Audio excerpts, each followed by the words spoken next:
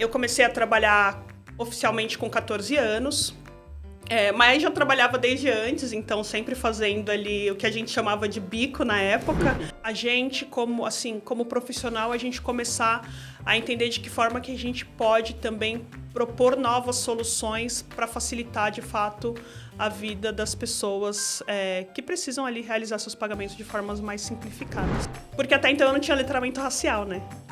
E aí, quando você fala de um programa de aceleração para a carreira de pessoas negras, um programa muito específico, uma ação afirmativa, eu queria entender se, de fato, eu também me encaixaria dentro daquele programa.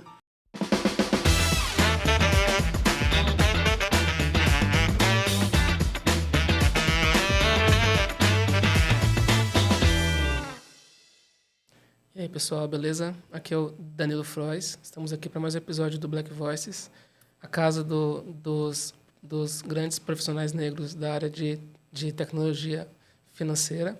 Nós estamos hoje com uma grande convidada aqui e estamos muito felizes com a participação dela. A gente está nessa nossa primeira, posso dizer que primeira série de convidados aqui no podcast. Tem vindo pessoas de vários bancos, de várias casas grandes, pequenas, médias, grandes, e pessoas com várias experiências, né? Pessoas técnicas, pessoas de business. E hoje a pessoa que está aqui, a gente fica muito feliz quando a gente soube que ela iria participar, e a gente espera que vocês gostem bastante dela. Fala, pessoal, tudo bem? Eu sou a Andressa Tavares, estou aqui junto com o Dan para fazer esse momento. Estamos muito felizes dessa temporada de séries aí que a gente está gravando e com uma convidada aqui super especial. Vou pegar minha colinha para fazer a apresentação dela, para não deixar passar nada. Então, vamos lá. A gente está com a Juliana. Ela é formada em marketing pela Universidade Paulista, com especialização em transformação digital pelo Mackenzie. Começou a carreira profissional como vendedora de produtos promocionais e presentes corporativos, mais conhecidos como os brindes empresariais. Migrou para a área de produtos há aproximadamente 7 anos. Passou por empresas como Porto Seguro, Bradesco Seguros e atualmente está no Banco Carrefour como Product Owner.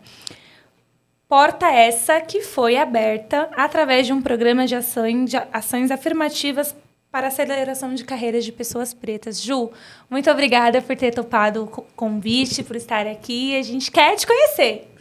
Olá, tudo bem, pessoal? Primeiramente, eu que agradeço aí o convite. Confesso que fui impactada positivamente. Fico muito surpresa e feliz em poder dividir aqui um pouquinho da minha história, falar um pouquinho aí da minha carreira, de todas as oportunidades que eu abracei, como eu venho me desenvolvendo aí no mercado. Ótimo, Ju. Bom, vamos começar então contando quem é a Ju, onde a Ju nasceu, da onde a Ju vem. Conta pra gente um pouco da sua história. Vamos lá. Eu tenho 38 anos, não tenho problema algum em falar a idade, eu até gosto, porque eu tenho aprendido muito sobre reconhecer de fato a minha história e tudo aquilo que foi a minha vivência e o que me trouxe até aqui e quem me trouxe até aqui. Sou casada com o Jorge, temos a nossa filha Valentina, uma criança doce de 7 anos. Sou moradora do bairro do Mandaki, Zona Norte, nasci no Mandaki, praticamente moro na mesma região, aquela história de casinhas da família. Que legal. Filha da Elizabeth e do Gilberto, já falecidos. Sou filha única.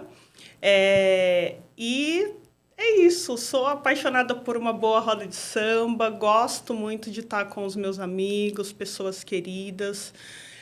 Tenho cada vez mais me encantado por assuntos de pauta racial, LGBTQI+. Tenho também me aprofundado cada vez mais em temas sobre autoconhecimento, porque eu acho que o autoconhecimento ele nos tira de uma condição que muitas vezes acaba nos colocando num lugar de inferioridade, principalmente como pessoas pretas. Quanto mais a gente se conhece, a gente conhece a nossa história, a gente consegue entender a potência que nós somos e aquilo que a gente pode desbravar como sociedade, como seres humanos aí. Você tocou num ponto muito bacana, porque assim, enquanto a gente não se conhece, a gente não consegue ter dimensão da potência que nós somos, né? Toda a nossa ancestralidade, tudo aquilo que a gente carrega no nosso sangue, na nossa história. Muitas das vezes eu olho assim e falo, cara, por que eu não sabia disso antes? Por que eu não me entendi, não me descobri antes? E esse movimento é justamente... A gente está aqui justamente para abrir caminhos, né? Para continuar aí perpetuando e mostrando, dando voz, falando, vem, que é possível, que o caminho está aí, né? Existe espaço, né? Exato. Você hoje atua ali dentro de uma área de produtos, né, como a gente falou, mas a gente queria entender um pouquinho como foi a sua experiência até que você entrasse nesse mundo de aplicativos, de produtos digitais, né? Você pode falar um pouquinho sobre como foi a sua experiência antes de vir para essa área para a gente? Eu comecei a trabalhar oficialmente com 14 anos, mas já trabalhava desde antes, então sempre fazendo ali o que a gente chamava de bico na época. Passar a roupa de uma tia, cuidar do filho da vizinha, justamente para conseguir ter o meu dinheirinho e, na época, ajudar minha mãe a pagar a conta de telefone. Nossa, era difícil, né? Conta de telefone era o mais assim, meu Deus, tem que pagar a conta de telefone. Tem que pagar a conta de telefone. Se não corta a linha. Se não corta. Se não corta a linha, como se comunica? Me comunico, não. E aí minha mãe me dava essa responsabilidade. Não, você vai ter responsabilidade e vai pagar a conta. Então, assim, eu sempre procurei ter o meu dinheirinho e foi bom porque isso também me gerou independência desde criança. Eu acabei não comentando, mas meus pais eram separados, então morava eu e minha mãe. A gente, na época em que eles se separaram, a gente teve um tempo que eu morei com a minha avó até minha mãe se restabelecer. E aí, quando ela conseguiu ali se organizar, a gente foi morar numa oficina de costura, que era da minha família. E ali a gente criou um espacinho para a gente ter o nosso sofá-cama, o guarda-roupa, a geladeira e o fogão. E ali eu cresci justamente vendo a luta que era para ela, como costureira, conseguir levar ali o alimento para dentro de casa e conseguir minimamente trazer o sustento, roupas, tudo que era necessário. E eu consegui internalizar essa autorresponsabilidade de, sim, eu tenho que colaborar dentro de casa com os gastos, né? Com as despesas. E nisso eu fui sempre tendo essa consciência, sempre querendo ganhar dinheiro. Eu preciso fazer alguma coisa para ganhar dinheiro. Só que eu não tinha a dimensão, a noção do que era fazer uma faculdade, porque na minha família não tinham pessoas formadas. Minha mãe veio de uma família muito pobre e que, assim, na família dela ninguém se formou. Ela mesma estudou até a 4ª série. Meu pai era movilheiro, né, que era uma profissão artesanal de quem fazia móveis com cipó. Uma família que veio do Ceará também e que não tinham pessoas formadas. Então, eu não tinha referência dentro do meu meio de um ensino superior. Então, eu ia para a escola pública, o que minha mãe me orientava quando você começar a trabalhar, você vai ter que ter uma carteira registrada. Então, eu sempre fui em busca desse objetivo, eu tenho que ter uma carteira registrada. Tive meu primeiro emprego, ainda sem carteira registrada, né? Porque não dava, era com 16 anos só. E aí, quando eu já pude ser auxiliar de escritório, registrada, aquela conquista, carteira assinada, eu comecei a trabalhar nessa empresa. Era uma empresa de construções. E ali eu comecei a ter contato, de fato, como que funcionavam as áreas dentro de um ambiente corporativo. Era uma pequena empresa, então era mais fácil ter acesso ali. No fim, eu saí dessa empresa, fui trabalhar numa indústria plástica, onde eu tive a oportunidade de ser auxiliar de vendas. E aí eu comecei a entender, isso dá dinheiro, porque eu vou poder ter comissão. Que legal. Só que a indústria também não estava passando por uma boa fase, não conseguia pagar comissão. Eu saí dessa empresa e aí entrei no segmento de vendas de materiais promocionais. E aí, nesse segmento, foi onde eu aprendi muito, porque aí foi quando eu comecei a visitar clientes, foi quando eu comecei a, de fato, entender que era muito mais sobre entender a necessidade do cliente para oferecer o produto certo e não apenas a venda pela venda.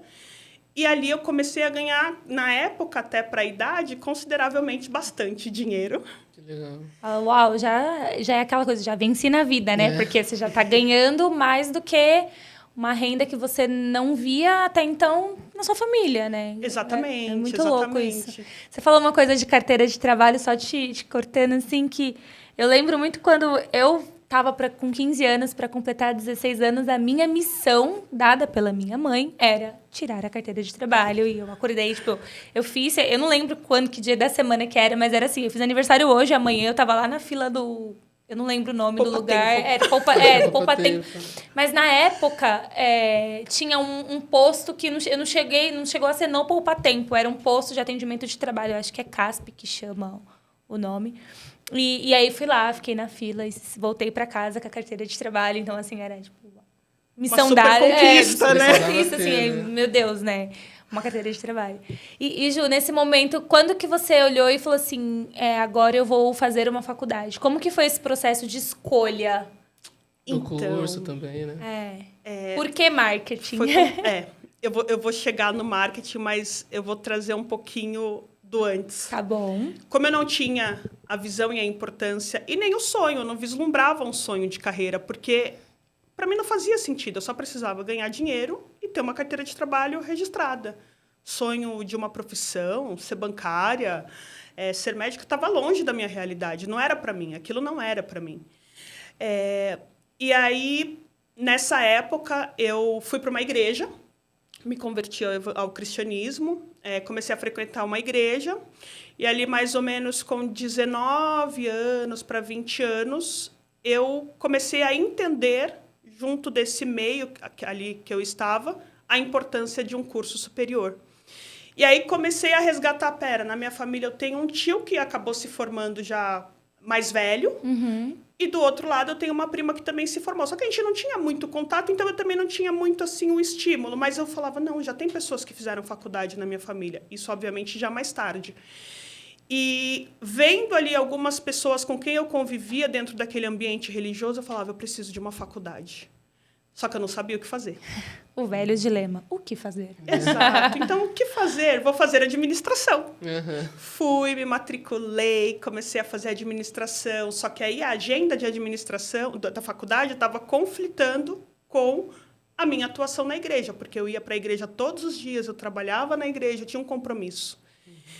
E eu acho importante até trazer esse ponto, porque dependendo de quem é a tua referência, você pode se desconectar cada vez mais de você. E naquele ambiente que eu estava inserida, eu tinha referências que não tinham relação nenhuma com a minha história, com quem eu era.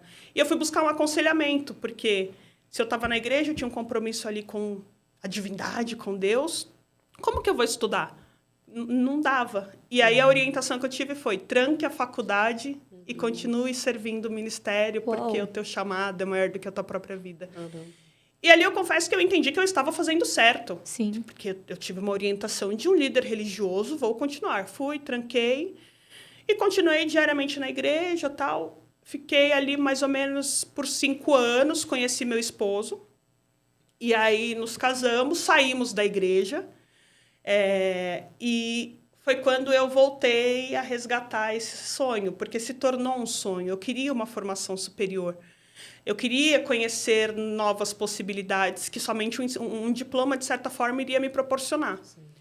E aí foi quando eu fui olhar a grade ali e, atuando no segmento de presentes corporativos, tinha muita conexão com marketing e vendas. Eu falei, eu acho que esse vai ser o caminho, porque está atrelado, de certa forma, com o que eu já faço. E aí eu optei pela faculdade de marketing. Bacana, nossa. Foi um baita processo, né? De ter que sair ali de um curso que você achou que era a sua cara, né? Para outro, depois de 5 anos, né? Você falou. 5 anos. Muito tempo, né? 5 anos. E esse tempo todo, eu tinha alguns conflitos, porque por mais que eu estava ali, estava feliz, atuando no ministério, me relacionando com diversas pessoas, aprendi muito ali também, na convivência com o diverso. E eu acho que isso que é muito legal, a gente sair das bolhas, explorar os ambientes. Obviamente que antes eu não tinha consciência. Hoje eu olho para trás e falo, isso me proporcionou viver dessa outra forma, ter outras experiências, fazer algumas conexões. Talvez se eu não tivesse ido para a igreja, eu não ia ter a dimensão da importância de um curso superior, porque ali eu tive contato com pessoas que já eram formadas e que falavam das suas experiências, pessoas bem empregadas. E aí, quando eu fui fazer marketing, Aí foi quando eu falei, não é só ganhar dinheiro. Tem muito a ser explorado aqui dentro. Tem um mundo, né? Tem um mundo. E aí eu optei por abandonar a carreira de consultora comercial. Eu falei, eu vou buscar algo dentro de alguma empresa maior, vou colocar currículo no mercado, vou me desafiar. Aí já estava casada, conversei com meu marido. Falei, tipo, aquela conversa, você segura as pontas. As coisas vão apertar um pouco, você segura as pontas. Ele falou, não, vai se desafiar e a gente se vira aqui. E aí comecei a procurar emprego, foi quando eu cheguei na Porto Seguro. Fui contratada na Porto Seguro por uma agência, entrei como terceira. E aí, lá na Porto, eu comecei a entender a dimensão que era o mercado corporativo de fato e todas as possibilidades e oportunidades que existem. Não sei se para você foi isso, mas para mim, quando no primeiro emprego, eu tive um choque, porque eu falava, nossa, empresas são grandes, mas você não tem a dimensão do quão grande é uma empresa quando você é muito novo, né? Sim. Você fala assim, cara, é muita gente. São muitos processos, são muitas áreas, e agora, Deus, socorro, o que eu faço? E aí, às vezes, chega alguém que está te treinando, ou alguém, não, você tem que falar lá no jurídico, mas quem do jurídico que eu faço? Porque assim, como eu vou fazer isso? Se vira, né? Tipo, tem que ir lá e achar alguém, né? E imagino que para você isso deve ter acontecido até porque a Porto é gigante, né? Então... Exatamente. E assim, lá dentro da Porto são diversos produtos também, né? Não é somente seguro. Inclusive, o produto que eu atuava era sistema de segurança eletrônica. Uau, marketing, olha só. Estudando marketing, trabalhando com segurança eletrônica. Tudo a ver, né? Só que não. E lá eu tinha entrado como assistente comercial. Passei a ganhar menos do que eu ganhava como vendedora, porque eu deixei de ter comissionamento. Mas, assim, foi uma experiência muito legal justamente por isso, porque eu comecei a me conectar com diversas áreas, comecei a entender o porquê que esse departamento existe, né? Tipo, para que tem um departamento disso? E por que um departamento de contas a pagar e um de contas a receber? Não é só financeiro? Então, você vai começando a entender como que funciona, de fato, uma organização e as interdependências que existem dentro dela. Assim, eu confesso que, de certa forma, eu tive sorte com algumas pessoas com quem eu trabalhei na Porto Seguro, porque elas me abriram caminhos de me ensinar, de ter muita paciência para falar, vai por aqui, e fazer essas conexões das pessoas e ir me orientando. Eu tive bons gestores e pessoas também que me desafiaram, pessoas que olharam o meu potencial e falaram, você vai fazer isso daqui e qualquer dificuldade você me procura, mas eu confio em você. E, obviamente, sempre com muito frio na barriga. Sempre. Morrendo. A sabotadora gritando. Não tenho capacidade, não. Síndrome da impostora latente. Exatamente. Dando escândalo, né? E ansiedade lá em cima. Mas isso eu acho que acontece muito porque falta pra gente ter alguns símbolos, né? Ver outras pessoas que acabaram passando por esse processo e que deram certo. Hoje a gente tem bastante pessoas, a gente tem aqui esse podcast que a gente pode ver vários casos, mas, sei lá, quando eu tinha 16 anos, 20 anos, era muito raro achar alguém que eu olhasse e falasse, eu quero ter uma experiência como aquela pessoa teve, um cargo como aquela pessoa teve. E isso faz com que a gente tenha medo de dar errado mesmo, né? Porque quando a gente vai lá... É só a gente, parece, né? É isso. E as pessoas que a gente olhava e falava, poxa, essa pessoa tem uma carreira legal, ela não teve a mesma experiência de vida e ela não veio do mesmo lugar que a gente. Então, os privilégios não são os mesmos. Não são. Né? Então, você fala, cara, como que eu chego lá igual fulano, mas fulano teve uma outra bagagem. Eu não vou chegar. Como você faz, não né? tem, você não sabe. O acesso à informação é aquilo que você falou, né? Você não vislumbrava universidade, como faz, como que entra e tipo, como que é. O que é o vestibular? Exato, porque os nossos pais, eles não passaram por esse processo, eles não tiveram a oportunidade, então eles não sabem como instruir. Diferente hoje, você tem uma filha e você vai falar. Você fala, tem programas assim, assado, existe uma coisa que se chama intercâmbio, existe uma coisa que se chama... bolsa. Né? Então, você consegue ter uma bolsa, você consegue estudar em faculdades pagas com uma bolsa. Então, é uma coisa que a gente não tinha acesso, né? E aí você olha e você não ter referências, se a gente está falando de 10 anos atrás, Exatamente. faz muita... Não ter referência faz muita diferença. Faz né? muita diferença. E eu acho que, mesmo tendo todo esse apoio das pessoas com quem eu trabalhei, eu sempre me senti inferior. E justamente pelo que você comentou, eu não fiz essa faculdade, eu não tenho esse nível de inglês, eu não tenho esse background. Eu trabalhava numa pequena empresa e hoje eu estou aqui numa empresa como a Porto Seguro. Eu nunca vou chegar num nível... nunca vou chegar numa cadeira de liderança, por exemplo. Então, não era algo que... na verdade, era algo que eu nem acabava desejando, porque eu não me sentia capaz. Justamente porque não era o meu lugar. E quando eu olhava ao meu redor, não tinha dos meus ali. Então, justamente, quem que é a minha referência? Então, não condiz. E aí tem um detalhe que eu venho, inclusive, refletindo e que faz toda a diferença, né? Porque eu acabava me comparando muito. E eu acho que quando você se compara e vai de encontro ao que eu comentei sobre a questão do autoconhecimento, você não permite se explorar o teu potencial. Então, por que eu tenho que fazer igual àquela pessoa? Por que eu tenho que ser igual? Por que tem que ser daquele jeito? Por que não pode ser da forma que eu posso entregar, da forma que eu posso fazer? Óbvio que respeitando tudo aquilo que lhe é solicitado. Mas por que eu não tenho que me comportar dessa forma?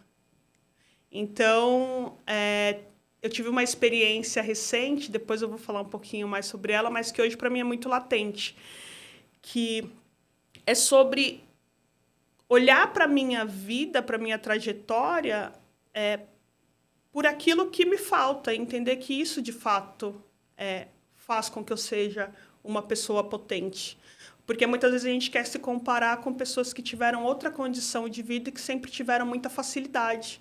Mas se eu olho para a minha história e falo, nossa, olha a jornada que eu construí, olha as coisas que eu já passei, as dificuldades que eu já enfrentei, a resiliência que eu tive que ter e como eu fui me reconstruindo e me desenvolvendo e me desafiando e acreditando, mesmo sem ter consciência, é uma questão de sobrevivência.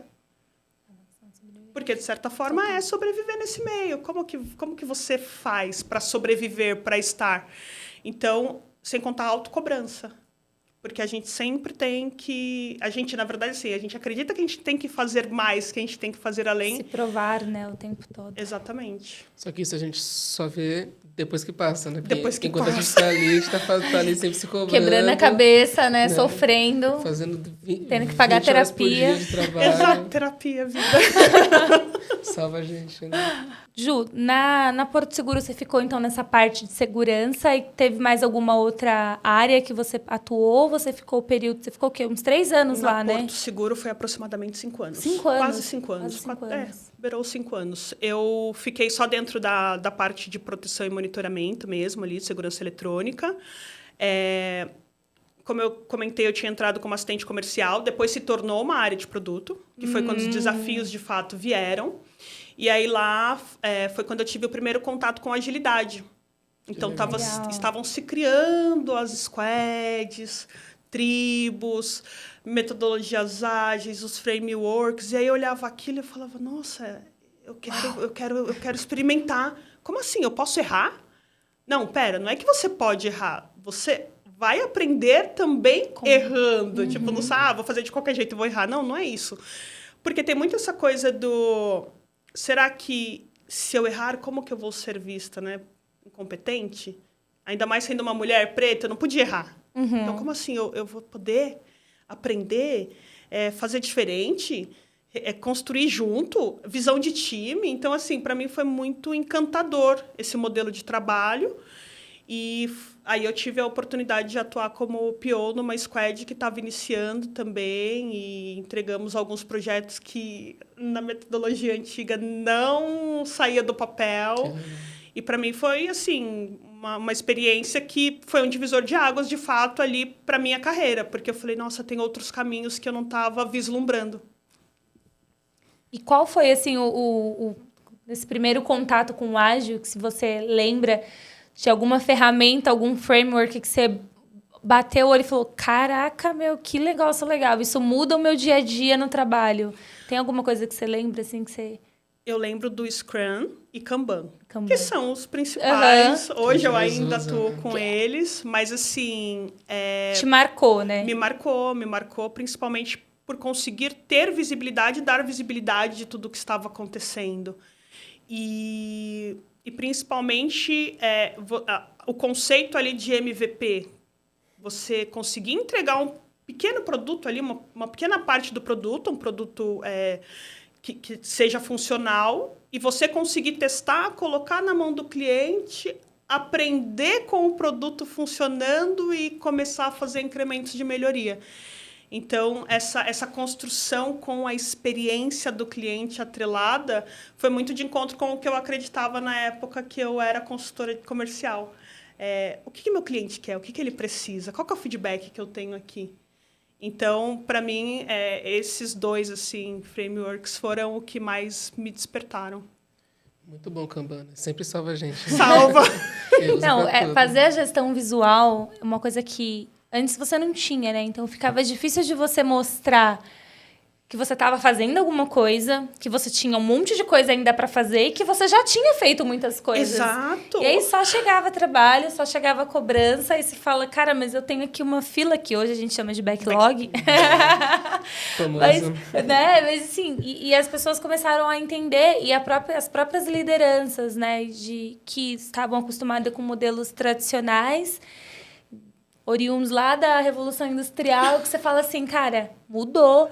E aí eles olhavam, e muita resistência, né, obviamente, porque eu nasci assim, eu cresci assim, a síndrome de Gabriela. Ela é forte nas empresas, mas quando você começa a ter esses contatos e você vê que um Kanban, um Scrum, você pode aplicar, não só em banco, né? Não. Você trabalha numa seguradora com segurança e você consegue usar o ágil, você consegue fazer o squad, você consegue rodar um produto sem ser ali de uma área não tão, vamos colocar assim, não tão específica de produto, que, né, mais falada aí no mercado. Você consegue rodar e falar, não é um aplicativo somente. Uhum. Você consegue fazer por diversos, você consegue aplicar em vários estudos, em várias áreas. É muito legal.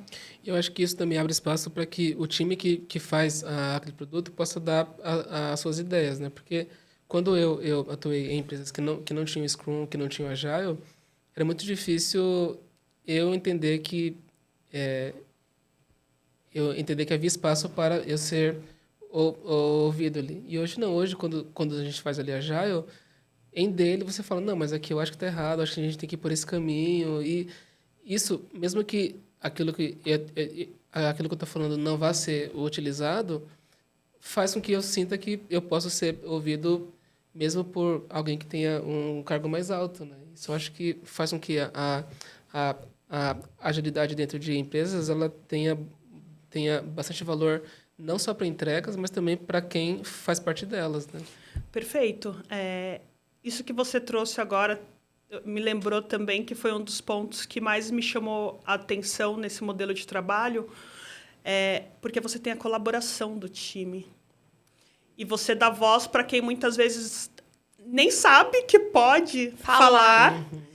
E que, às vezes, tem todas as respostas ali, se não todas, a maioria das respostas. Então, eu, por exemplo, numa cadeira de PO, representando ali o negócio, desenvolvendo o produto, eu costumo ter muito essa interação e puxar o time para essa consciência.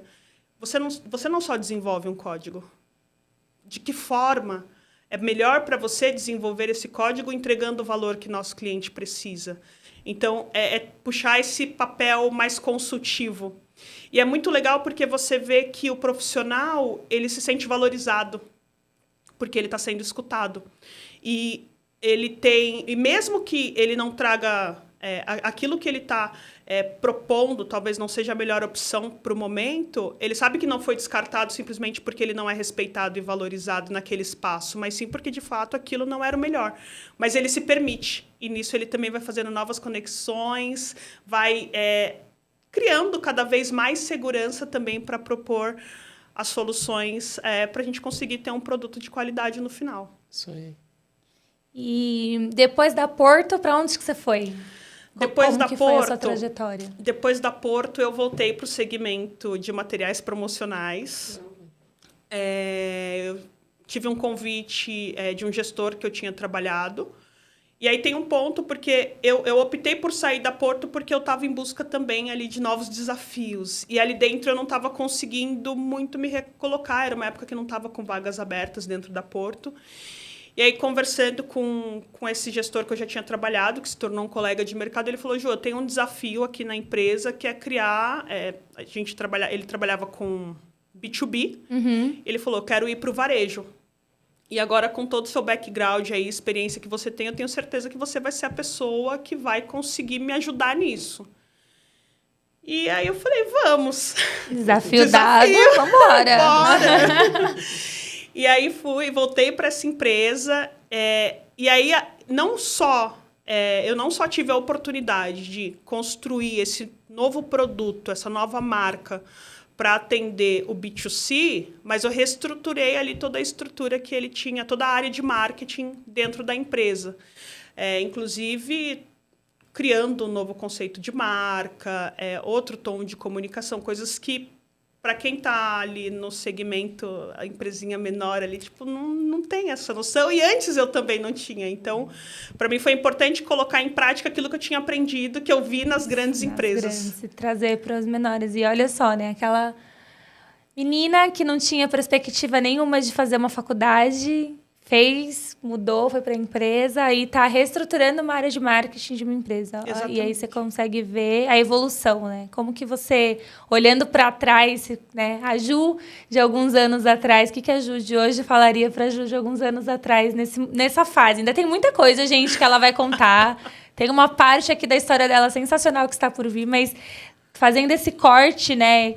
Que, poxa, você ser convidado de novo por uma pessoa que você já trabalhou, mostra e prova a eficiência do seu trabalho. Porque se a pessoa trabalhou contigo, aí você saiu por motivos e te convida de novo, você fala, poxa, que reconhecimento, né? Que forma legal de você falar, fiz um bom trampo, tá tudo... Tô bem, a síndrome de impostora não vai gritar aqui comigo. Exatamente. E foi muito isso mesmo. E... obviamente, tem a questão de será que eu vou conseguir, né? Uhum. A gente se pergunta. Mas eu falei, não, vou abraçar a oportunidade e vou, não é à toa. E sempre muito essa transparência, essa troca, falando sobre as dúvidas que eu tinha, como fazer, como prosseguir. E ele sempre me apoiando ali e me dando aval para as tomadas de decisões. E nisso a gente conseguiu ter um produto de sucesso aí no mercado e uma nova área de marketing. Muito bom. E aí, após isso, você foi para onde? Quando eu saí de lá, na verdade, eu saí de lá, depois que eu tinha feito todo esse trabalho, durou mais ou menos um ano, foi na época da pandemia, inclusive, logo começou a pandemia. Caramba. É bem fácil reestruturar uma área na pandemia, né? De casa. E sem contar que os desafios eram muito maiores, porque quando você fala de um presente corporativo, numa época em que as empresas estão passando por crise, o mercado está em crise por conta de uma pandemia que a gente não sabe o que vai acontecer, quem que vai priorizar a compra do produto promocional? Não compra brinde, né? Porque não tem festa. Não tem festa, não tem evento, não tinha os eventos mais corporativos. Caraca. Eu acho que depois que teve uma certa virada, porque eu vi que várias empresas, elas meio que estavam enviando algumas cestas para casa e coisas porque era a forma dela ter um vínculo, né? Porque a gente tava ali 100% de casa. Então, você perde todas aquelas ações que tinham ali, né? De ter um happy hour ou alguma coisa assim. E aí, eu lembro que lá no finalzinho, acho que 2021, que aí foi ter alguns brindes vindo ali para casa, né? Mas Vindo assim, por correio, Foi no final, né? foi já para o finalzinho. E sem contar também o lançamento dos famosos kits corporativos, que começaram a ser criados pelas empresas. Sim, o Welcome Kit, né? Exatamente. Bem-vindo, kit de boa-vinda. Aí vai a mochila com notebook, com squeeze. Então, assim, essas empresas também tiveram que se reinventar, né? E aí, até respondendo, mesmo concluindo toda essa jornada, vendo o sucesso, eu ainda queria voltar a ter contato com agilidade, porque eu falava, eu acho que isso vai mudar a forma como as empresas atuam. E aí comecei a participar de algumas comunidades, tinha muita live na época, né? Muito webinar. Comecei a ler bastante, fui atrás de alguns cursos de duração mais curta para ter... Peraí, eu preciso entender mais um pouco da teoria, como que esses frameworks de fato funcionam, porque, querendo ou não, o tempo que eu fiquei na Porto atuando com agilidade foi curto, comparado um tempo de 5 anos, foram aproximadamente 7 meses, mais ou menos. E eu fiquei sedenta por aquilo, eu falei, eu quero mais. E aí fui conversar com uma colega que estava na Bradesco Seguros na época, e eu tinha visto algum post dela falando a respeito do tema, e aí eu falei, me indica algum livro, nossa, eu estou trabalhando aqui, estou feliz, mas assim, dentro desse meu ambiente, como ele é menorzinho, eu não consigo, de fato, ter acesso. E eu quero ter contato com pessoas que tenham mais experiência para eu aprender, para eu conseguir consumir, né, da história de outras pessoas. E aí foi quando ela falou, Ju, estou com uma vaga aqui para analista de negócios na Bradesco Seguros, vem trabalhar comigo. E aí eu falei, como assim, vem trabalhar comigo na Bradesco Seguros? Tipo, fazer o quê? Ela falou assim, dentro de uma célula, porque lá na Bradesco eles não chamam squad, né? É dentro de uma célula, tem o PO, e aí você vai trabalhar junto com o PO no papel de analista de negócios, mas é basicamente o mesmo tipo de atividade, priorizar backlog, escrever história, entender a necessidade de negócio, negociar com os stakeholders, levar ali a proposta para o time, discutir com o time. E aí eu aceitei. E aí foi quando eu fui para a Bradesco Seguros. E lá foi onde eu tive, de fato, contato com agilidade mesmo, raiz. Muito contato com dev? Time técnico? Contato. Como que foi isso para você? Uma pessoa de marketing, é importante isso, gente. É importante esse assunto, porque aqui a gente tem muito o tema de tecnologia, de inovação, mercado financeiro, e como que alguém, né, que é formado em marketing, que tem uma veia comercial, de venda, que gosta... Como que é falar com o time técnico, né? Cara, muito sofrido. É difícil, né? Porque eles têm ali toda aquela língua deles, né? Própria, né? E era muito engraçado, porque chegava nas dailies e aí cada um estava falando ali do que estava fazendo, porque, obviamente, eu tive um tempo ainda de me ambientalizar, né? Para depois, de fato, começar a exercer o papel ali na prática. Eu observava aquilo e falava... Gente, é muita informação, eu não vou conseguir. Eu não vou conseguir ir home office. Porque na Porto, a gente estava presencial, então era mais fácil a comunicação. E a estrutura também era menor. Então, assim, você conseguia sentar ali do lado da pessoa, você tirava uma dúvida, ali era mais prático. Estava no comecinho, então os ritos também não eram frequentes. Já no online, não, você tinha agenda ali. Agora a gente está entrando na sala da daily. E eu ouvia a galera falando, eu falava, gente, o que é um endpoint? O que é uma API? Payload. Sabe isso? Aí eu ia para o Google. Alguém traduz, né? Google, o que é isso? Aí eu ia buscando informação para minimamente conseguir entender o que eles estavam falando. E aí... Ao longo dos dias, fui entendendo quais eram os projetos que eu ia tocar. Eu atuei numa célula muito específica ali, que era um canal do corretor, então a gente cuidava do portal do corretor. E a gente tinha interação com todos os produtos da Bradesco Seguros, porque os produtos precisavam ter a sua página dentro do portal do corretor. Então, para mim, era muito legal quando eu ia conversar com um analista de negócios do produto seguro automóvel. A comunicação era fácil. Entendia tudo, né? Tudo. Eu sabia qual era a necessidade dele, porque ele queria aquilo, qual valor que ia entregar para o corretor, porque a gente tinha que priorizar dentro... A gente trabalhava com PI Planning, por que eu tinha que priorizar aquilo dentro daquele quarter? Então, a negociação, né, tinha os indicadores, eu conseguia entender facilmente. Ou então, quando ia para uma cerimônia de Design Think, Tipo, muito legal. Cliente no centro, ouvir o cliente. Post-it, aê, vambora, vamos cocriar. Exatamente. Nossa, incrível. Mas como que eu levo isso para o time de desenvolvimento? Como é que a gente pega aquilo que a gente quer, né, executar, mas e joga isso para um termo técnico, né? Isso é algo bem difícil mesmo.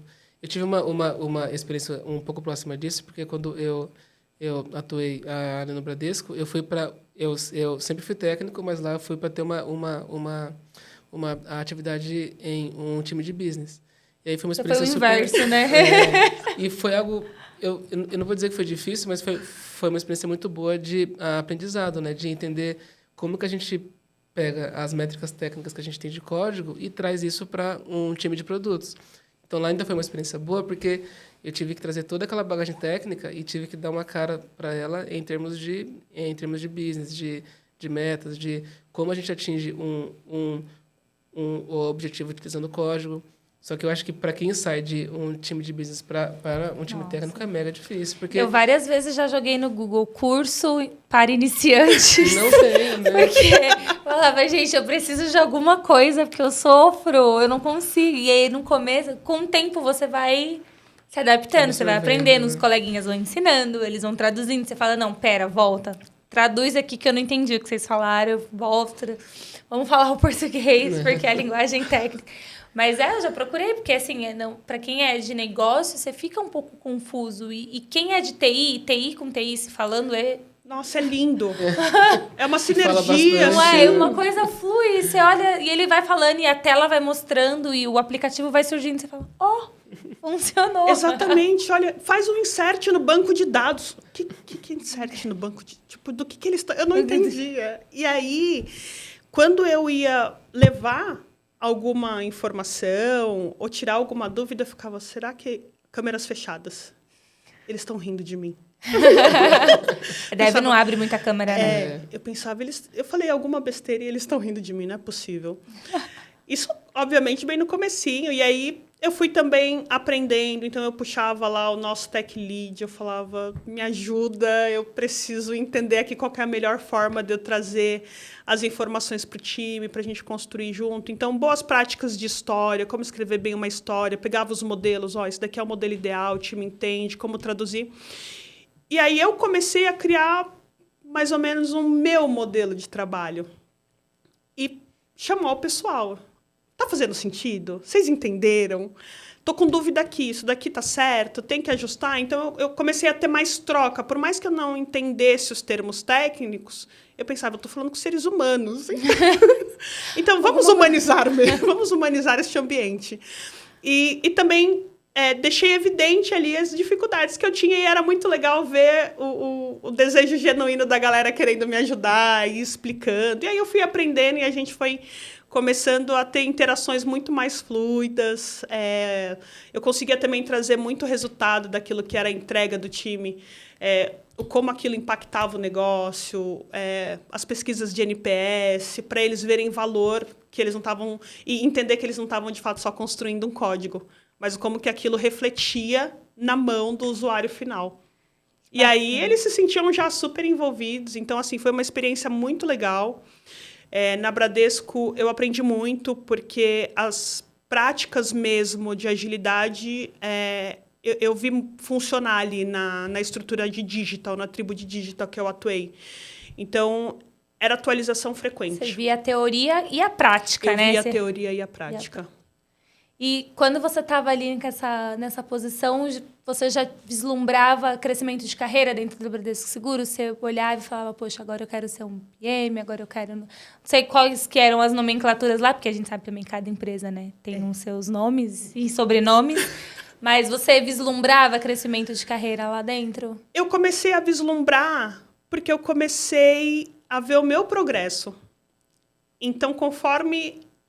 as entregas iam acontecendo, eu comecei a ser inserida em algumas reuniões. E lá na Bradesco, como que funcionava? O papel do analista de negócio é como se ele fosse um PO. Uhum. E o PO era o PM. Uhum. E aí, ao longo de um ano, duas POs, com quem, que no caso seriam as minhas PMs, elas saíram. E aí, para mim, ficou evidente o meu progresso quando eu recebi o convite para assumir o papel ali. Então, assim, agora você é responsável, de fato, pela célula e você vai se comunicar aqui com a gerente. E aí eu falei, agora eu estou vendo o resultado e o reconhecimento do meu trabalho. E era muito legal também o feedback do próprio time. O retorno que eu recebia ali do time. Frequentemente, assim, o pessoal falando mesmo do meu trabalho, da forma como eu estava conduzindo as coisas, porque eu precisava ouvi-los para ver se estava fazendo sentido também. E aí foi quando eu comecei a entender que que eu poderia traçar, de fato, ali um plano de carreira, que eu poderia ascender profissionalmente. Mesmo ainda me comparando, e principalmente dentro de uma Bradesco Seguros, que você tem profissionais com um baita background ali, e você fala... Currículo de acadêmico, né? Fora de série, FGV e todos os outros. E eu tinha feito marketing na Unip ainda não sabia que especialização que eu queria fazer. Então, ainda tinha alguns conflitos ali internos sobre a carreira. E rola muito preconceito, né? Eu fiz Unip também, então, assim, Unip... Unip, tipo... Uhum. Com quem chega, né? É difícil esse rolê, assim, você fala, meu... Mas, enfim, mas você tava lá, o importante é que você tava... Exatamente. Né? E entregando o meu melhor, vamos trabalhar, isso. vamos fazer o meu melhor. E, assim, e abraçando todas as oportunidades. Não sei? Tá bom, como é que faz? Então, acho que isso... é uma característica que eu tenho também, que é a humildade de aprender. Eu acho que a gente tem que ter essa humildade. Porque a gente não sabe tudo. Então, o exemplo que eu dei, eu não sabia nenhum termo técnico. Não que hoje eu saiba, né? Nossa, eu sou especialista Não que eu vou nisso. programar hoje. Exatamente, mas hoje eu consigo minimamente entender e me comunicar melhor com os especialistas. Mas isso foi porque eu tive que... Ju, você não sabe? Pergunta. Pergunta porque, de fato, você vai ter pessoas ali, quando você demonstrar que você tem interesse em aprender, você vai ter a pessoa que vai te apoiar. Então, eu sempre busquei isso. E, assim, em todas as áreas com que eu me relacionava, sempre procurando entender como que funcionava, para ter uma visão também 360 graus. E isso contribuiu muito para o meu desenvolvimento. No meio de toda essa ascensão de vislumbre, né? Então, você viu ali possibilidades, já tinha assumido uma posição de PO no lugar, já tinha sido reconhecida pela empresa, você resolve sair, né? Então, a gente quer muito ouvir essa parte da sua história, que foi através desse pedaço que nós chegamos até você. Conta pra gente, mulher, o que aconteceu? O que aconteceu na tua vida? Por onde você soube? O que aconteceu que fez você pensar diferente, tomar uma grande decisão? Vamos lá. Ali na Bradesco eu já estava no nível de senioridade, né? Então, assim, eu já estava com grandes desafios, uma posição ali bem desafiadora. E aí eu recebi um convite para participar de um processo seletivo no Grupo Carrefour, em um programa de trainee para aceleração de carreira de pessoas negras.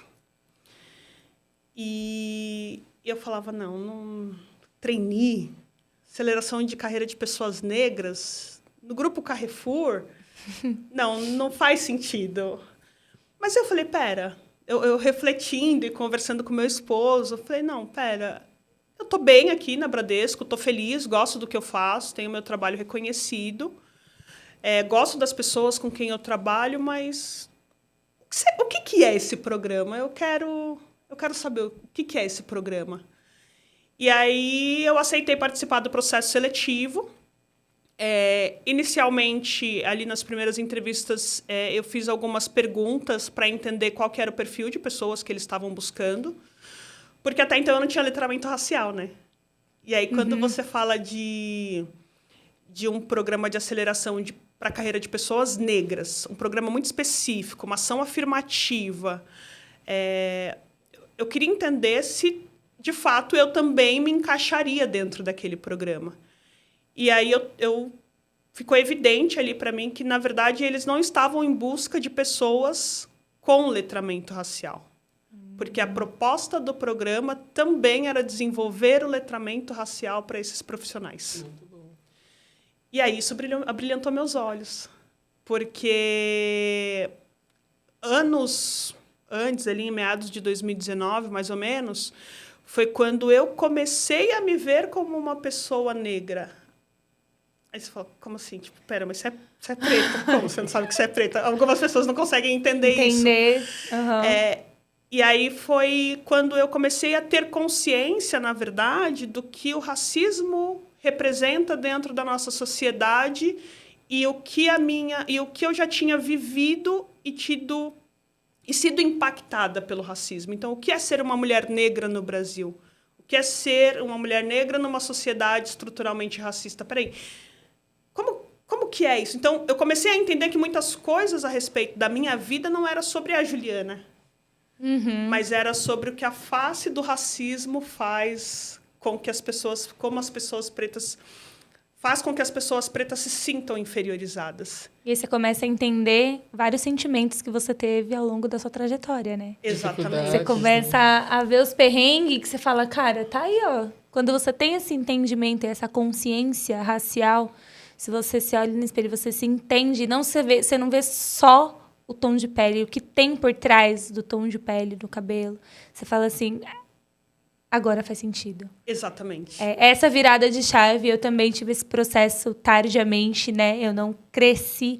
E hoje é muito lindo de ver, eu tenho um enteado, e a gente cresce imputando isso desde pequenininho, de quem você é, da sua história. Mas a gente não teve isso. Eu não tive isso na minha família, né? Então, quando você entende, parece que você tira a venda dos olhos, assim, e você fala, uau. E aí você começa a cair, e aí você entra em vários outros conflitos e várias outras questões para poder se entender, né?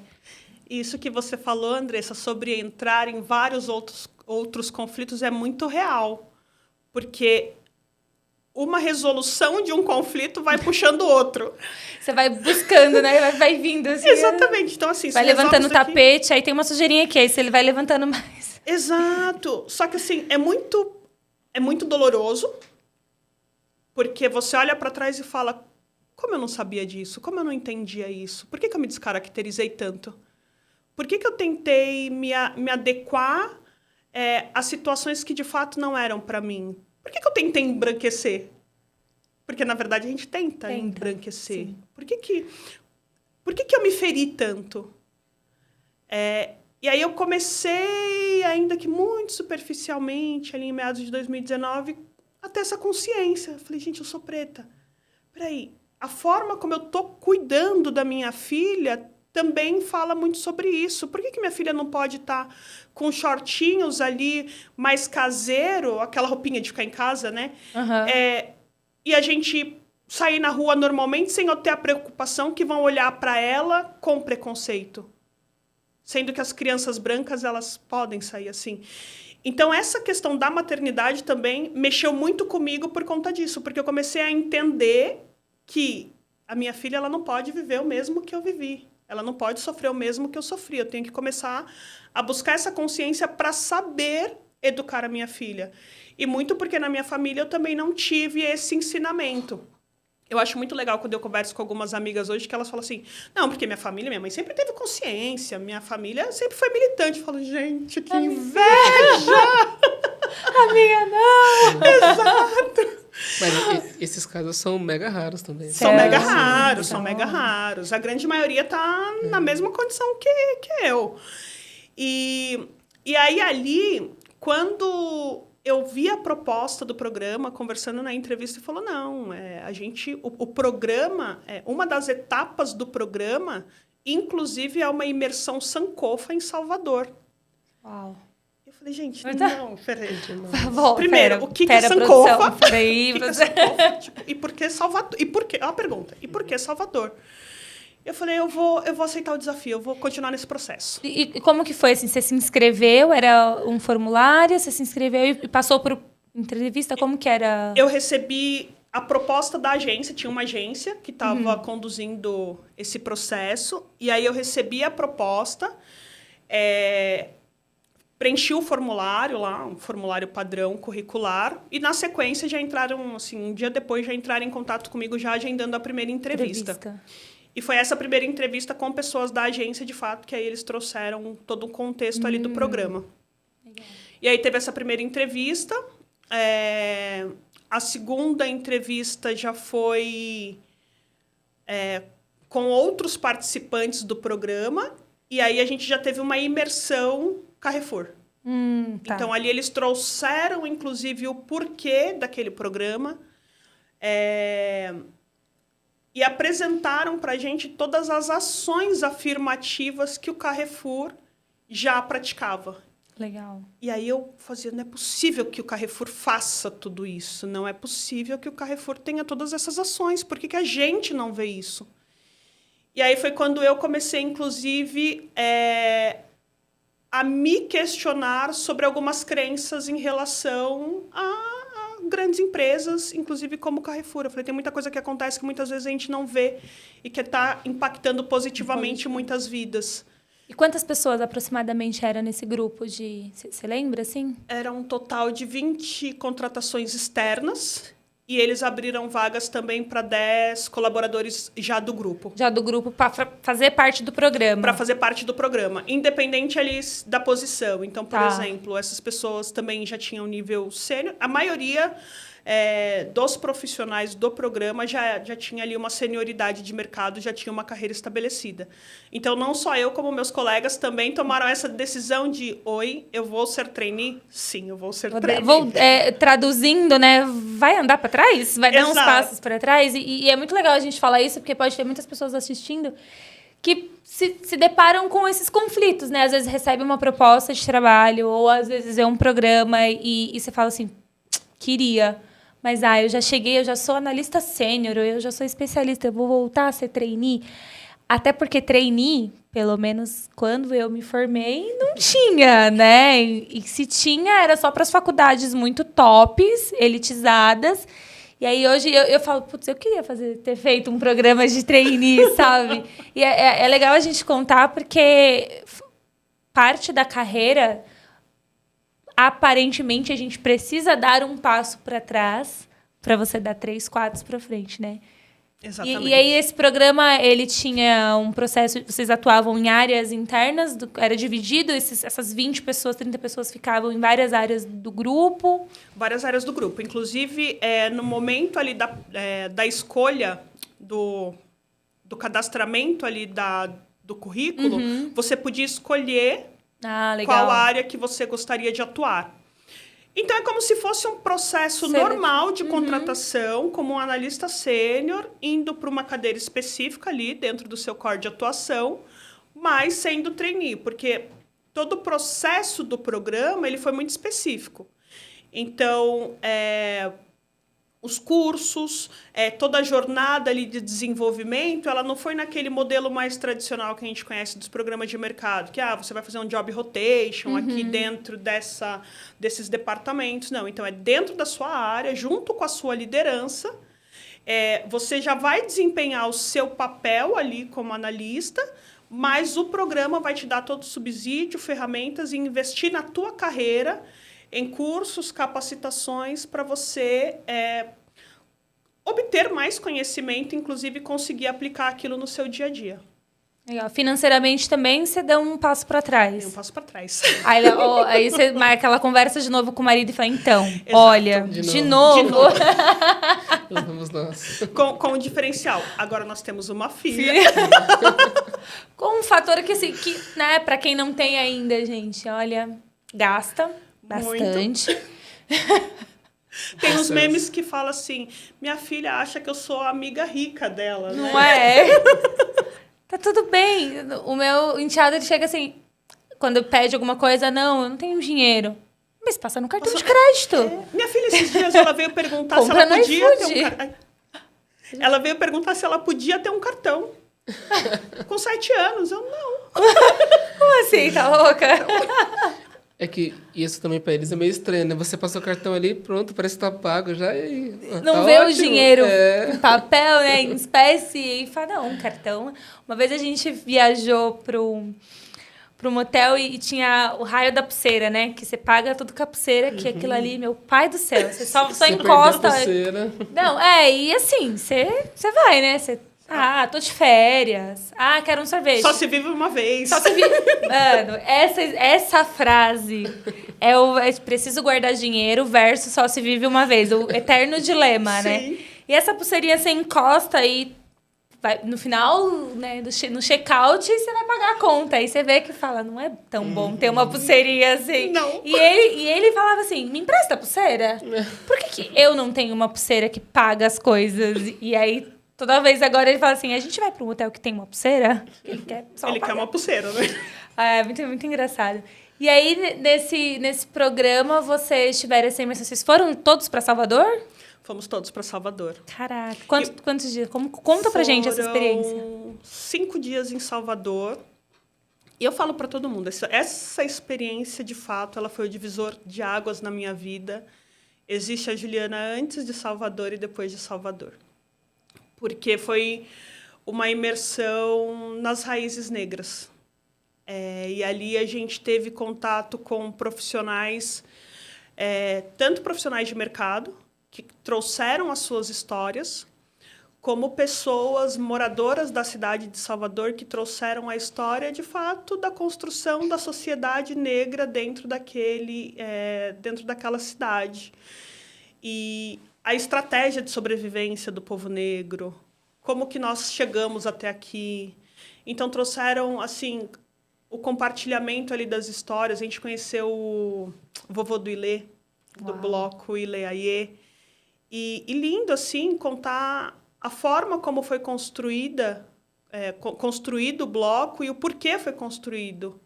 Que é justamente para a gente enaltecer a nossa cor, falar do como o povo preto é lindo, da gente se reconhecer, da gente entender que nós somos descendentes de reis e rainhas, que a nossa história não começou na escravidão e que muito do que a gente sabe sobre nós e o nosso povo é uma história que nos foi contada por pessoas que não são como nós.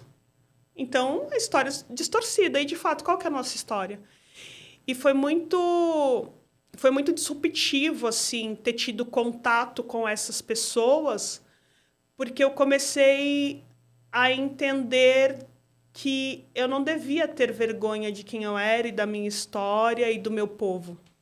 Porque, por mais que eu não tivesse uma vergonha diretamente, eu tinha muitas dúvidas a respeito da nossa história. Uhum. E ali foi onde, literalmente, as vendas dos meus olhos caíram. E uma das frases que mais me impactou, inclusive, foi o conceito Sankofa. Eu até tatuei o pássaro. Que legal. Que é você voltar ao passado e resgatar aquilo que foi deixado para você conseguir construir um futuro melhor. Então, eu não posso pensar em construir uma nova história, em vislumbrar novas oportunidades, sem considerar como eu cheguei até aqui, o que me trouxe até aqui, o que as pessoas passaram para que eu estivesse até aqui, o que o meu povo viveu e construiu para que eu estivesse até aqui. E aí foi a partir daí que eu comecei a olhar para mim e falar, eu posso ser o que eu quiser. Eu não preciso ser herdeira. Uhum. Eu não preciso ter tido a melhor faculdade do mundo. Eu posso, assim como as outras pessoas que eu vejo e que eu sempre me comparei e que eu sempre acabei me inferiorizando ao me comparar, tudo que elas aprenderam eu também posso aprender. Talvez vai demorar um pouco mais, porque o meu tempo é diferente, mas eu também tenho que respeitar o meu tempo e aceitar que eu também sobrevivi e estou aqui. Então, o que eu faço com tudo que eu construí até aqui? Como que eu me reinvento? Como que eu reescrevo o meu futuro? Olhando para o que é importante para mim. E aí, desde então, foi quando eu comecei a ter outra visão também da profissional Juliana. E uma pessoa mais autoconfiante, mais segura, e acreditando na minha potência e nas oportunidades que eu posso agarrar mesmo e me posicionar e aplicar o meu conhecimento, porque dependendo de como você está, muitas vezes você coloca em dúvida até aquilo que você sabe fazer. Você fala, não, Não, Será que eu sei mesmo? Exato. Você fala, não, eu sei. Eu aprendi, eu estudei, eu vivi. Eu vi na prática. Não é porque o outro, a outra pessoa tem um currículo considerado melhor que o meu que eu não vou acreditar no que eu posso fazer, eu não vou acreditar na minha capacidade. Então, isso assim mudou completamente. Posso dizer que é a minha vida. Parece muito exagerado quando fala, mas as pessoas que convivem comigo, elas meio que se assustam, assim. A Juliana não é mais aquela pessoa subserviente, a pessoa que se colocava numa condição inferior, que falava sim para todo mundo, que aceitava tudo. Não, a Juliana hoje ela tem limites, a Juliana se impõe. E isso não é arrogância, isso é autorrespeito. O que é importante para mim? Eu não vou mais me ferir. É sobre isso. E aí foi... E não tem como desconsiderar todo esse processo, porque você é um profissional, mas você não deixa de ser humano, de ser quem você é. Não tem como você colocar uma máscara no trabalho. Desliga uma chave e liga outra. Exato. Então, hoje, eu vejo muito do resultado do meu trabalho porque eu aprendi a ser, de fato, quem eu sou. E eu vejo reconhecimento, assim, nitidamente, os feedbacks que eu recebo, a troca com as pessoas. Então, essa imersão, de fato, em Salvador, para mim, e sei que para muitos dos meus colegas também, ela fez toda a diferença na nossa vida. E aí eu vejo hoje e falo, gente, um programa de trainee, eu tive que tomar a decisão de dar um passo atrás e, de repente, ter uma reviravolta. Mudar a vida, né? Mudar a vida. Não só profissional, como talvez até mais importante, a vida pessoal, que teve toda essa transformação. E aí você escolheu a área e você está atuando, né, com o quê lá dentro do... Conta pra gente. Lá no Grupo Carrefour, muitas pessoas não sabem, mas o Grupo Carrefour ele tem um banco, Carrefour, que nasceu com a proposta de gerar crédito para os consumidores ali dos produtos da rede Carrefour, né, dentro das lojas. Então, inicialmente era um braço financeiro apenas. Então, a gente tinha o nosso cartão simples para que os clientes utilizassem o nosso cartão dentro da nossa rede. Só que aí o banco foi crescendo, as oportunidades foram aumentando. Hoje, o Banco Carrefour ele conta com 3 marcas de produto, que é o cartão Carrefour, cartão Atacadão e cartão Sans Club. E eu atuo numa squad dentro da tribo de cartões, então atuo diretamente com esses 3 produtos. O Carrefour hoje, comparado a outros bancos também, ele é um dos maiores emissores de cartão de crédito. Temos muitos desafios ali, os desafios eles são constantes, porque a gente faz parte de um ecossistema gigante, né? E estou dentro de uma squad, dentro da tribo, né? Estrutura tribo, cartão, squad, atuando ali com pagamentos digitais e serviços financeiros. E estou atuando no papel de PO. Voltando um pouquinho sobre a história do programa, o programa ele proporcionou várias experiências para a gente. Então, nós tivemos cursos também de agilidade, com especialistas de mercado. Fizemos uma formação de liderança na Fundação Dom Cabral. Uau. Inclusive, o programa Sankofa foi em parceria com a Fundação Dom Cabral e foi um case, inclusive, para eles implantarem hoje dentro um módulo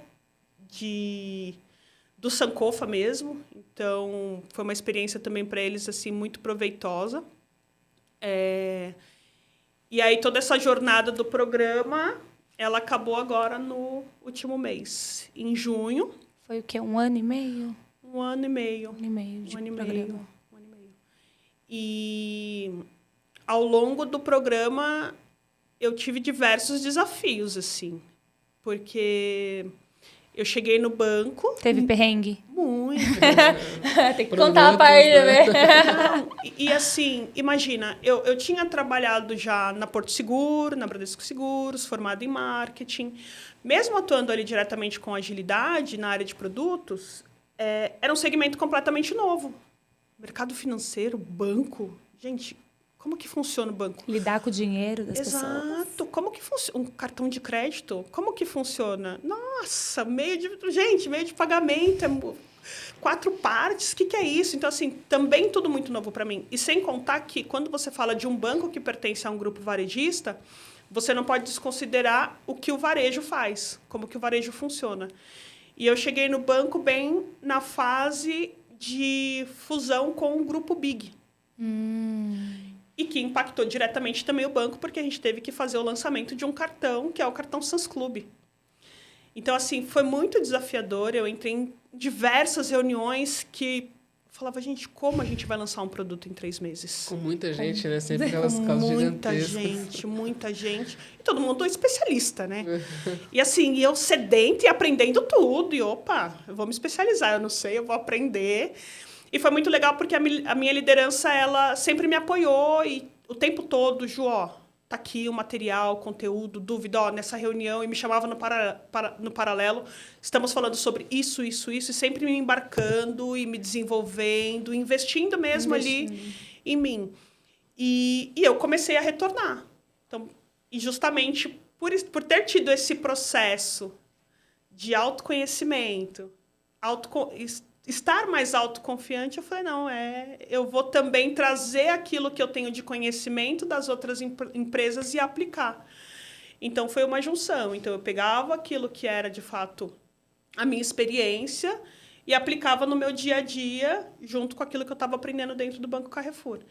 E aí, eu assumi grandes desafios, que foi a implantação do aplicativo do cartão Sans Club. Nunca tinha implantado um aplicativo. Como assim? Eu sou PO de uma squad de aplicativo e eu tenho que implantar um aplicativo em 3 meses. E, em paralelo, o meu principal projeto, que foi a implantação do Pix como meio de pagamento das faturas do cartão de crédito. Legal. E sem conhecimento do Pix, o regulador que era um aí, produto novo. Alô, Bacen! Alô, Bacen! Mas também tive pares, assim, dentro do banco que super me apoiaram, me ajudaram, inclusive, com essa parte de regulamentação junto ao Bacen, trocas de conhecimento, grandes desafios, muito perrengue, implantações noturnas, produtos fora do ar, bug, sala de crise. Te é familiar alguma dessas situações? Eu já fui para várias, né? Mas agora eu tenho medo quando falo assim, ó, tem uma sala de crise ali para você entrar. Meu Deus do céu. Antigamente eu era a pessoa dor na espinha, né? Você tem que abrir o código, olhar ali e falar, ó, aqui esse erro tá acontecendo porque isso e aquilo. Faz tempo que eu não entro em uma, hein? Mas agora, sabe o que era mais legal? Assim, de verdade, hoje eu falo isso com muito prazer. Eu estava numa sala de crise e, às vezes, o código aberto na tela, assim, e a gente discutindo, o pessoal discutindo, e eu fazia a pergunta certa. Mas vocês viram esse ponto aqui do callback de determinado horário, quando impactou, e aí o arquiteto abria e falava... É isso! Isso é demais. Isso é... Nossa, sensacional! Quase que ganhar na Mega Sena. Acertei os 6 números. Maravilhoso. E assim, você fala... Ou então, tipo, gente, ó... Pera, antes de fazer isso, a gente tem que pensar que a gente pode prejudicar o tempo de processamento da outra API. E a galera, às vezes, tão ansiosa para resolver o problema e você, como você não sabe detalhes do que tem que ser feito, você só se lembra dos impactos. E assim, você também trazer esse conhecimento e o pessoal falar, é verdade, não tínhamos pensado nisso. Peraí, vamos buscar outra solução. E isso foi muito por conta de toda essa jornada, toda essa trajetória aí que eu vivi até então. A gente que trabalha com produto assim, online, né? Que, tipo, um aplicativo, cartão. Então, você tem... Não sei quantas lojas do Grupo Carrefour tem, mas tem milhares de lojas do Grupo Carrefour espalhada. Todo mundo vendendo cartão, todo mundo fazendo cartão, todo mundo passando o cartão, né? Então, tem gente ali querendo fidelizar o cliente vendendo cartão, tem gente que está usando o cartão, e aí, fora do ar. Nossa. Né? A gente...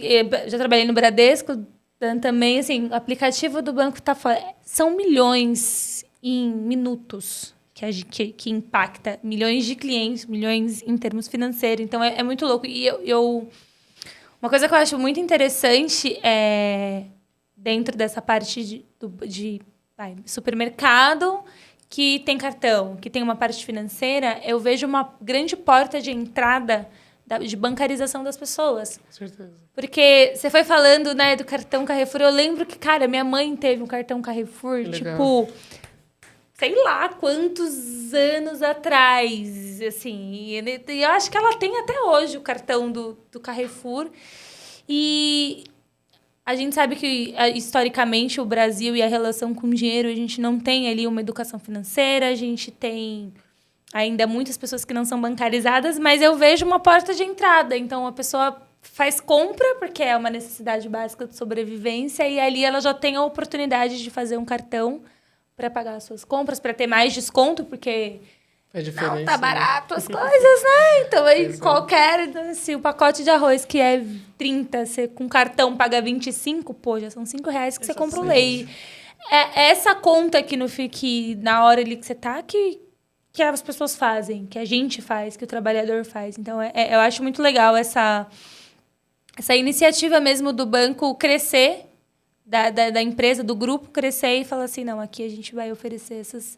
Você vê isso, assim, também lá da população, né? Porque não sei se você tem algum número público para falar, mas é muita gente, né, que usa. Gente. É muita gente. E, assim, um dos principais objetivos, de fato, como grupo Carrefour, inclusive, é conseguir chegar nessas famílias. Então, é entregar um produto saudável de qualidade, porque nós temos ali os produtos de marca própria, e como banco é conseguir... permitir, possibilitar que essas pessoas elas tenham crédito para ter acesso à alimentação. Então, o principal objetivo, de fato, é esse. E um dos motivos que também me abrilhanta assim, os olhos e que eu sou muito feliz em trabalhar no Banco Carrefour é saber que a gente atende uma parte da população que não é atendida por outros bancos. É isso. E que a gente, de certa forma, muda vidas e dá acesso. Porque tem pessoas que, às vezes, têm o desejo de comprar um produto eletrônico ali, por exemplo, que seja um smartphone melhor, e com o nosso cartão ali dentro de uma loja do grupo tem mais facilidade. E consegue parcelar, e que não consegue ter acesso ao crédito que em outro lugar ele já não consegue, né? Exatamente. Muito bom. Você falou que você fez aquela especialização ali na Dom Cabral, né?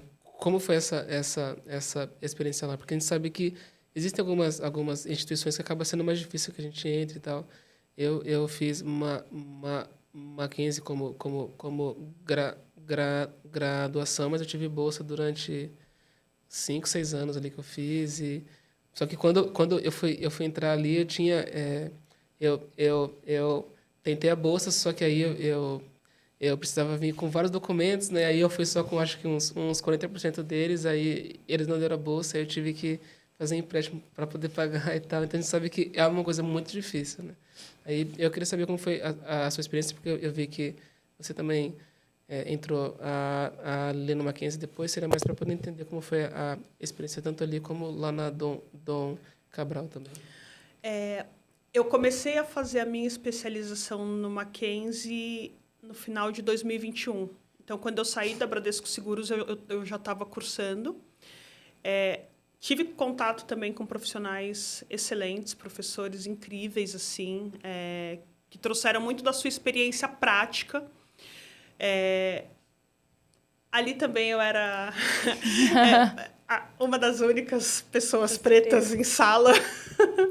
Então, até por ter sido numa época anterior a esse processo ali de Salvador, eu tinha alguns conflitos também, desconfortos. Às vezes não me posicionava em sala, não tirava algumas dúvidas, justamente para não ficar exposta. Mas foi uma experiência muito legal, agregou muito no meu currículo, eu consegui colocar muita coisa do que eu vi também no curso em prática. E principalmente porque quando a gente fala de transformação digital, normalmente as pessoas elas fazem uma associação à tecnologia. E a transformação digital ela vai muito além de tecnologia. É sobre, de fato, você trazer o ser humano para o centro, o cliente para o centro ali de tudo. E criando ambientes, inclusive, mais humanizados. Porque, por mais que a tecnologia ela tenha ali a sua potência, tem sempre o humano por trás. E eu aprendi muito essa linha que, para mim, fez muito sentido. Então, volto, não é só desenvolver um software. Para quem que vai usar o software? né?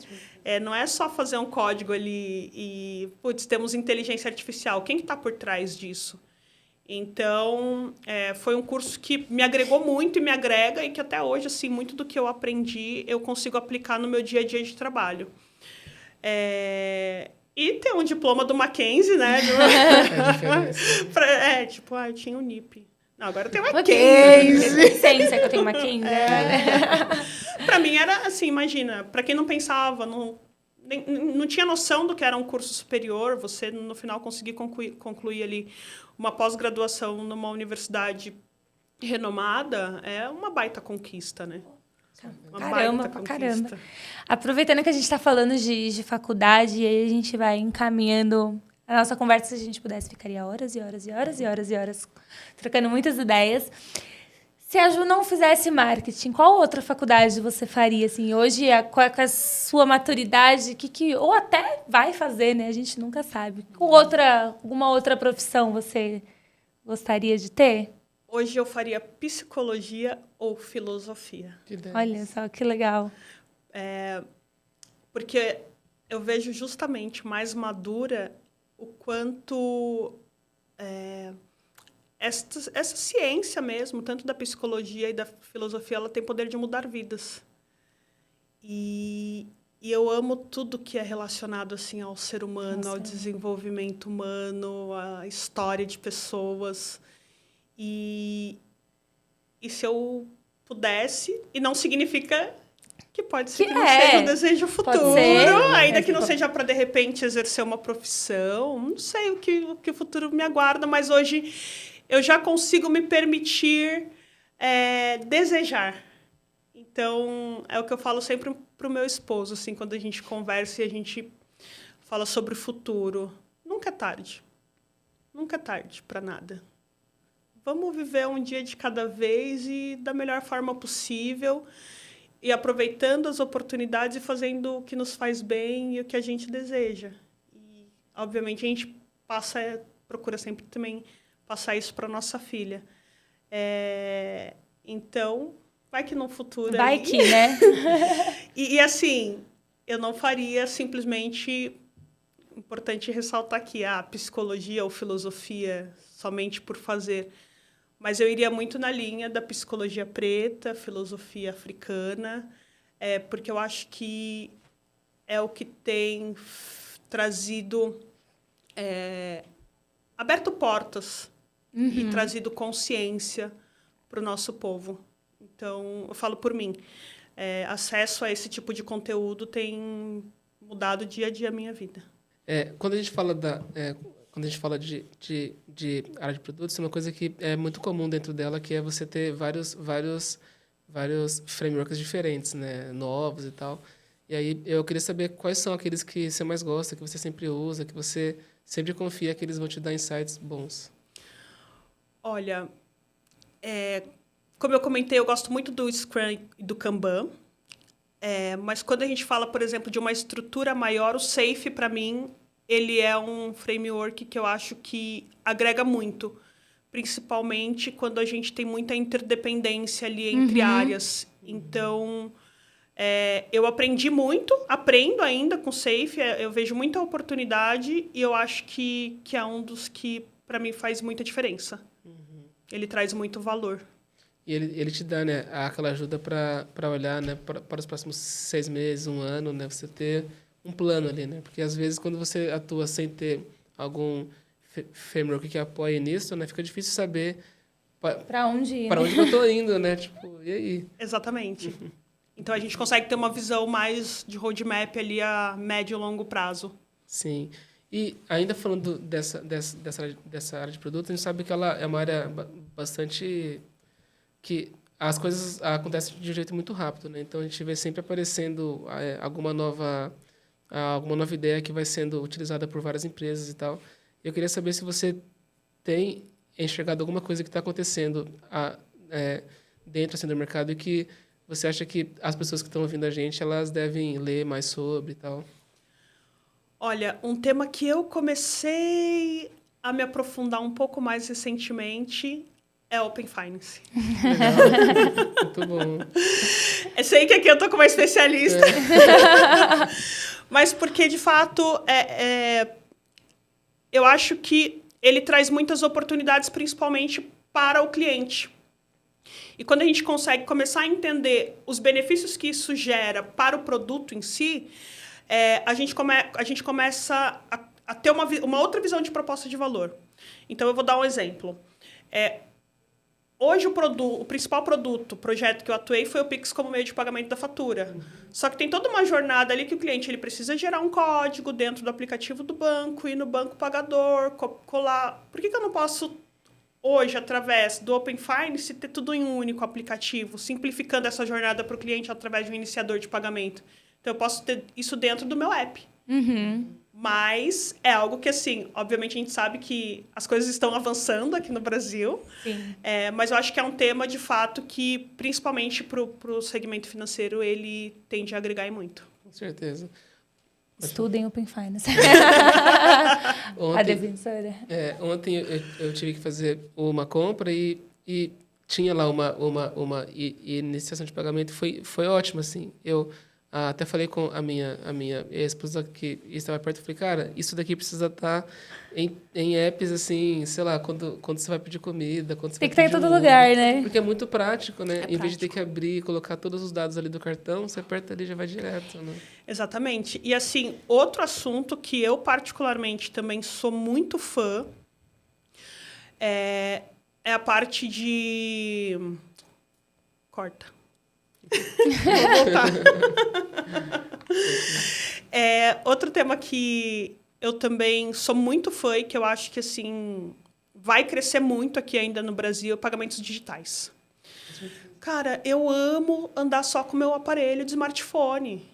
E eu vou fazer uma compra ali e eu pago através da wallet. Pra que eu vou andar com cartão? Eu não preciso de um Aqui em cartão São Paulo, físico. né? Aqui em São Paulo ainda, né? O cartão é complicado. Eu vou contratar um serviço de assinatura, um streaming que seja. Eu estou vendo ali no meu aplicativo do banco que o meu cartão está naquele marketplace, naquele e-commerce. Então, assim, é muito simples. É uma facilidade que eu acho que a população ainda não tem dimensão. Obviamente que tem vários fatores. Isso é algo que, inclusive, eu converso muito com os meus pares. É sobre entender quem é o público que tem, de fato, aderência e condição a ter essa experiência de pagamento digital. Porque, por exemplo, você precisa ali de um smartphone que tenha tecnologia NFC. Não é todas as pessoas, toda a população que tem hoje esse smartphone.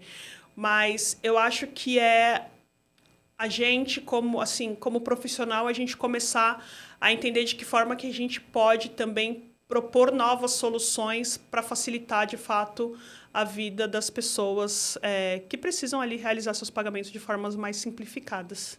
E veio, assim, é uma forma... A gente que atua no mercado financeiro há um certo tempo, né? A gente fala, cartão... Poxa, as pessoas usavam cheque, as pessoas passaram a usar cartão, o cheque ele ainda existe, as pessoas usam. Cartão ainda não é todo mundo que usa cartão, as pessoas têm uma certa... Mas você vê a evolução, e agora você está no celular, você não precisa mais do cartão físico. Você vai passando, você vai olhando a linha do tempo, você fala, olha o tanto para onde a nossa sociedade evoluiu e o que vem após isso, né? Exatamente. Que não vai parar aqui.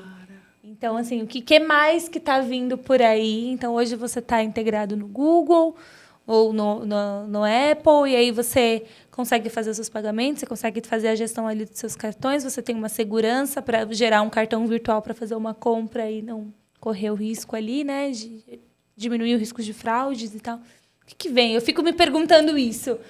O que vem depois? Porque com rede social eu também fico assim, né? Vem o Facebook, vem o Instagram, vem o Twitter, vem não sei quem. E qual é a próxima que vai viralizar? Porque não para, e viraliza. E viraliza. Às vezes você não dá muito crédito, né? Você fala, não vai virar. Quando você vai ver, o boom. TikTok. E as pessoas, elas têm essa... Cada vez mais, elas têm a ânsia e a necessidade, que elas não sabem que elas têm essa necessidade, mas elas têm a necessidade de fazer parte do novo. Elas querem testar o novo. Então, assim, que rede é essa? Eu não sei. Mas eu vou entrar, vou fazer minha conta aqui, vou ver o que é. E quando você vai ver, você está ali consumindo. E eu fico sempre me perguntando, qual vai ser a próxima? qual vai ser? O que vem por aí, né? Sim. E aí, antes da gente fechar, a gente queria saber, a gente quer ouvir aqui algumas dicas, caso você tenha de livros, sei lá, livros, Séries. música, pessoas que você segue. O que te inspira para inspirar outras pessoas? O que me inspira? Eu gosto muito de... Pera, volta.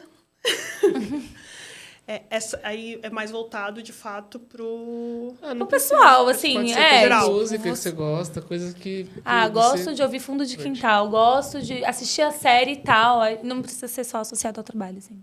Tá bom. O que me inspira é ver pessoas querendo impactar vidas. Inclusive, eu acho que a proposta aqui do Black Voices, ela é inspiradora. Porque não é só você olhar ali para dentro da sua casinha, mas é você entender de que forma que a minha voz, a minha experiência pode chegar na vida de outras pessoas.